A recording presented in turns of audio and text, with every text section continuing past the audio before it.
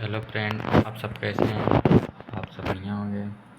अगर आप मेरे चैनल पे नए हैं तो सब्सक्राइब कर लीजिए। डेली करंट अफेयर नोट्स के लिए इस वीडियो में देखें महासागरीय जलधाराओं के बारे में।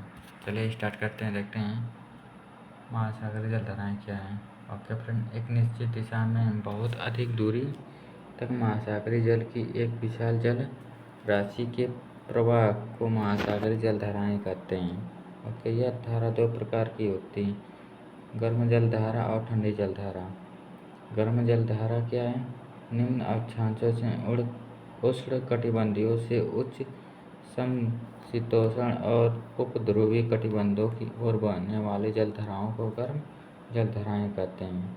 यह प्रायः भूमध्य रेखा से ध्रुवों की ओर चलती हैं। अगला क्या है?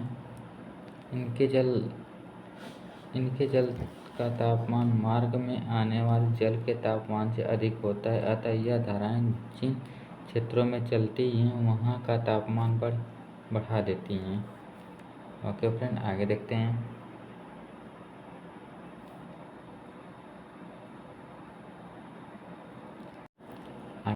फ्रेंड, ठंडी जलधाराएँ क्या हैं? उच्च अक्षांशों के निम्न अक्षांशों की ओर बहने वाली जलधाराओं को ठंडी जलधाराएँ कहते हैं। ये प्रायः भूमध्य रेखा की ओर चलती है।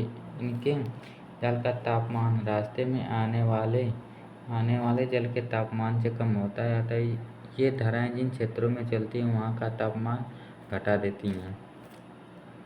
उत्तरी गोलार्ध में जलधाराएँ अपने दाईं ओर तथा दक्षिणी गोलार्ध की जलधाराएँ बाईं ओर प्रवाहित होती हैं। यह कोरियालिस बल के प्रभाव से होता है। आगे देखते हैं।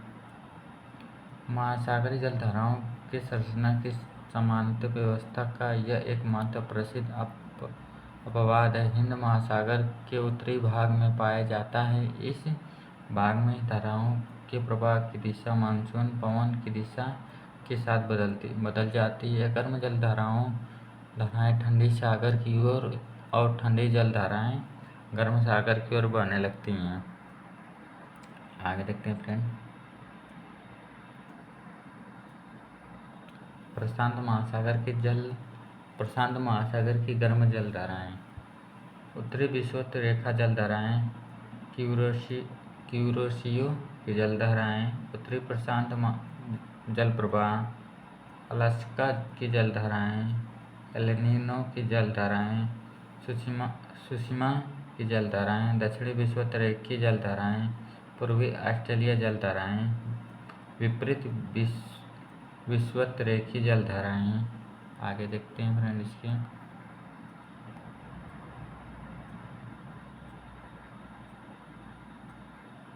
आगे हैं प्रशांत महासागर की ठंडी जलधाराएँ। क्यूराइल विषुवत रेखीय जलधाराएँ, कैलिफोर्निया की जलधाराएँ, हेम्बोल्ट या पेरुवियन की जलधाराएँ, अंटार्कटिका की जलधाराएँ।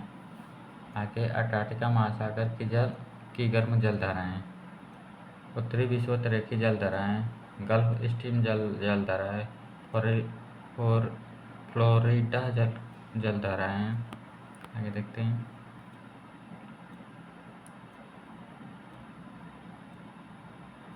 दक्षिणी विषुवत जलधाराएँ, ब्राज़ील जलधाराएँ, विपरीत विषुवत रेखीय गिनी जलधाराएँ, इरमिज की जलधाराएँ। आगे देखते हैं फ्रेंड। अंटार्कटिका महासागर की ठंडी जलधाराएँ।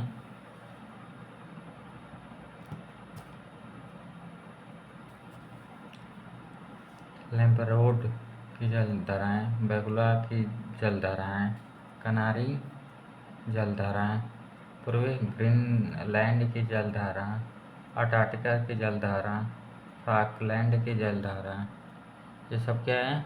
ठंडी जलधाराएँ हैं। आगे देखते हैं फ्रेंड। हिंद महासागर की गर्म एवं अस्थायी जलधाराएँ। दक्षिणी विषुवत रेखीय जलधारा, अमेज़ॅनिक जलधारा, अलुग लाहास की जलधारा। हिंद महासागर की ठंडी एवं अस्थायी जलधारा। पश्चिमी ऑस्ट्रेलिया की जलधारा। आगे देखते हैं फ्रेंड, नोट।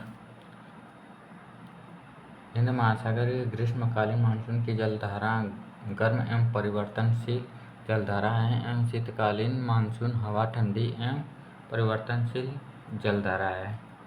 ओके फ्रेंड, आगे देखते हैं।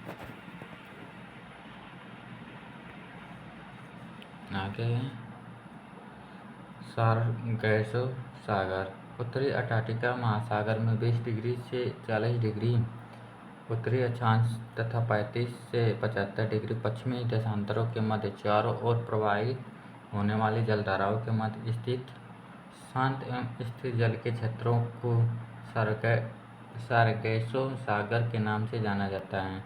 आगे देखते हैं। यह गल्फ स्ट्रीम कानरी तथा उत्तरी विषुवत धाराओं के चक्रबीच स्थित शांत क्षेत्र है। इसके तट पर मोटी समुद्री घास तैरती है। इस घास को पुर्तगाली भाषा में सारगैसम कहते हैं, जिसके नाम पर ही इसका नाम सारगैसो सागर रखा गया है।